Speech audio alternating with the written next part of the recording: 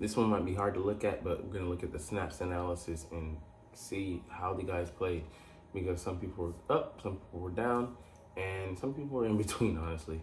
But we know that some people deserve less playing time, more playing time, and what to make of it, because this was a entire fucking mess, all the way down from the coaches to the players in execution. But I put this squarely on the coaches for the most part, because they didn't look to have these guys prepared, and we went down to Tampa and we sucked once again. It's easy to forget that we beat these guys in the regular season just last year. Anyways, what's up? It's your boy Cintron, coming back at you with another analysis video. Next year, that's my name. All right, we're gonna ignore the game ball with 3 stars, but we'll look at the snap count analysis. Week 4, Eagles at Tampa, and yeah, we sucked. All right, a setback. Yeah, that's a light way of putting it. All right, we had 57 total snaps on offense. Jalen Hurts played all of them. He has to play better. I agree. We put him in a terrible position by some of these the play calls. We didn't run the ball enough in the first half against a team that was weaker against the run than they have been in previous years. And we made him play hero ball. We forced him into that, and we got what we got. And I love the stat that Chris Long put out there. Plays of 3 seconds or longer where he's had time and he gets himself in trouble. Even further along, 5 or 6 seconds, you want to have the QB having his hands, the ball out of his hands way before that, and making a play. And just the longer the play goes on, the more detrimental it seems to be for Jalen. Not like 2022 that we're making plays that cost us, that go against us. So, and I don't like reaching back into last season, but each season needs to be evaluated on its own merits. But yeah, it's a trend. I get that, going back to last season. And what's causing it this year? Injuries obviously have sapped a lot of things, and I could care less. People saying he needs a perfect setup. He's a weak QB with an above average arm, and needs this to be in place. That is the fucking setup. What else do you fucking want? Knock the bear for being strong, and being agile, quick for his size. It is what it is. You work around it or you don't. All right, but Jalen taking care of the football though. He needs to be better with that.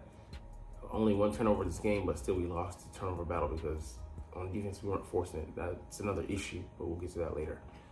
All right, running back. 32 snaps for Saquon Barkley, 25 for Kenny Gainwell, 1 for Will Shipley, 1 for Ben Van who played as a fullback. Interesting look there, but we'll see if there's anything with that. But besides the point, Will Shipley played on the first snap and then didn't really see any other action.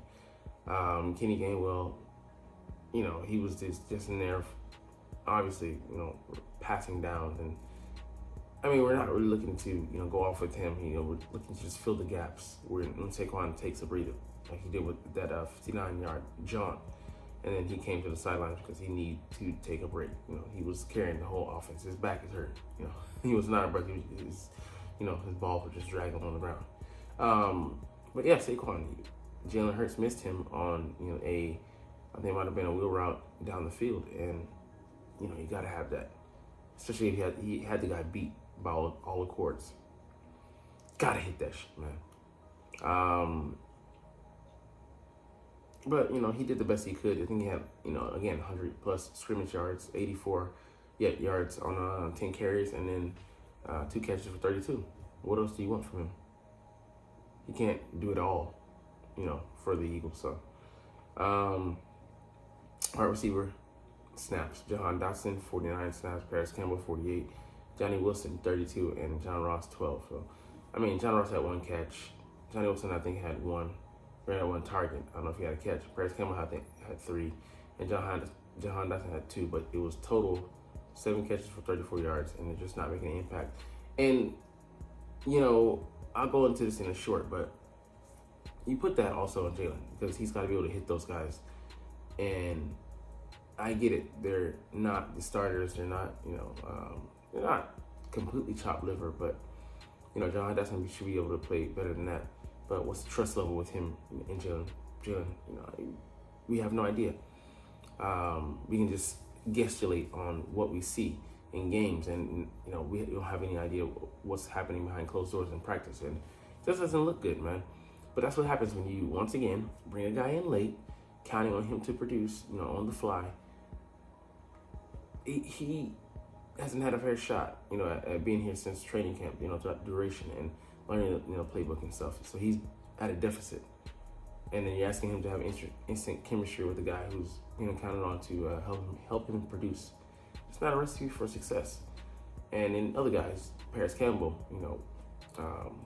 was there, but he got hurt during training camp. Johnny Wilson's a rookie who, he's useful for some things, but it's still kind of like a redshirt year for him. John Ross got hurt as well, so you're counting on guys that not only lower on the totem pole, but that they just weren't there to build the chemistry with Jalen throughout the whole of training camp. So it's a lot. It's a big ask. So I can't really put that on them, as well. And it's QB's job to get them the ball. Now these guys, Dallas Goedert 36 snaps, tight end Buccaneers 27, and then Jack Stoll 22. He's again new to the team, even though he was here last year. This is a new offense. He's trying to fit in. So belabor the point. 7 catches for 62 on 8 targets. Yeah, but it was the one target that he dropped that you're like, man, fuck. Gotta have that. Could have extended the drive, kept it going when we needed, and when we needed it, and we were down 7 points already before you could even turn around and blink your eyes. Grant Calcaterra, he had 1 catch for I think like 20 plus yards. Nice, he produced. But yeah, I mean, like it's again a tough week when you're being forced to rely on one of your big three, and he's the only one left standing. He's got to lead the charge. It's gonna happen. All right, the offensive line: 57 snaps for Joel Lauder, Landon Dickerson, Mekhi Becton, and Fred Johnson. 50 snaps for Cam Jurgens and 7 snaps for Tyler Steen. So Cam came out. They were cramping. I mean, it was horrible. The conditioning for this game, they weren't prepared. They weren't ready. Put that on the coaches. Jordan Mailata, he's got to be a little bit better. Landon Dickerson, been struggling. I don't know if it's just with the physical ailments that he's been dealing with. Mekhi Becton was in there, but he is not 100%. Fred Johnson played admirable, so I mean, you can only do so much, and I get it. We have guys coming off the bench, and we're trying to make, ensure that we have the top, top-notch, tip-top performance, but it's gonna be like this with some of those guys in there, and just is what it is. Because at one point Landon Dickerson was playing center, Tyler Steen was playing left guard, and then we had Fred Johnson in there. That's 60% of your old line. Nah. There's a breaking point, and when it hit, so they gave up 6 sacks, not stellar on the day, but Jalen wasn't helping them out in some things when he has to get the ball out of his hands, and not expecting them to hold on their blocks, hold onto their blocks forever. All right, edge defenders: 41 snaps for Josh Sweat, 33 for Bryce Huff, 32 for Brandon Graham, 31 for Nolan Smith, and 5 for Jalen Hunt. I mean, it's interesting that we got some snaps, but there's not enough to make heads or tails of that. Nolan Smith showed that he can be effective in the run game, but as a pass rusher, he's still not giving us anything, and he's looking like a bust as of right now. Let's say that and own it. We didn't draft him to be an off-the-ball linebacker. Drafted him to be an explosive edge rusher. Brandon Graham, on the other hand, is looking like the explosive edge rusher, but he's 36 and going into his swan season. You don't want this guy being a top producer. Bryce Huff is getting better, but we're still not there, man. We need more. We still need more from him, especially for $51 million, $17 million a year over 3 years. Josh Sweat got on the board with a sack, but just wasn't, consistent. Yes, he was going up against Tristan Wirfs. They switched sides at times, but he's not one to lead the charge. I think he can be a complimentary guy, but we need a guy who's going to be a leader. All right, interior: Jalen Carter, 52 snaps, 37 snaps each for Jordan Davis and Morrow Jones. So I like that. But Williams, 30 snaps, 24 for Thomas Booker. I'm not belaboring them on that because Jalen Carter, they were doubling him all game. Yes, he's got to find a way to break through, but they were getting the ball out of Baker Mayfield's hands, think like 2.2 or 2.5 seconds, because they were just giving them free yards, and that's on Vic Fangio for calling that soft ass scheme. Which I hate that shit, man. Especially when you have man corners, let them play man. I get having them crossing routes and stuff like that, but layer it, Fangio defense. You got to have a response, and I feel like we didn't respond at all. Thomas Booker didn't get some nice snaps. Milton Williams as well. Jordan Davis and Moro Jomo. I mean, I don't put this on them, because they weren't getting any help on the edge, and then the guys behind them were looking lost as hell. All right, Nakobe Dean, 75 snaps. Zach Bond, 71, and then 3 snaps for Jeremiah Trotter. So I think he replaced Zach Bond in there. Yeah, Dean definitely had a rough day. He missed like maybe 4 or 5 tackles, and just I'm not sure what he was looking at. Diving it on some of these didn't look good, man. Didn't look good. Zach Bond, he had a semi-decent day, but nobody really on this defensive side had a stellar day, to be honest with you. Didn't see enough from Jeremiah Trotter. Didn't even notice he was in there. All right, cornerback and safety, 77 snaps for Quinton Mitchell, 72 for Chauncey Gardner-Johnson, 69 for Avonte Maddox, 68 for Darius Slay, 41 for Tristan Collin, 36 for Reed Blankenship, 9 for Isaiah Rodgers, 3 for Keely Ringo, and 1 for Cooper DeJean. Didn't notice him, to be honest. Noticed when he came in there, played decent. Isaiah Rodgers, decent. Reed Blankenship went out with a sickness, but, he was ill coming into the game, and then the heat, all that exacerbated the issue. Looked good before he came out, except for that one goal line hit on Baker Mayfield. You gotta blow him up. What the hell are you doing tackling him around his ankles? Real problem with this team. Let's get into that really short.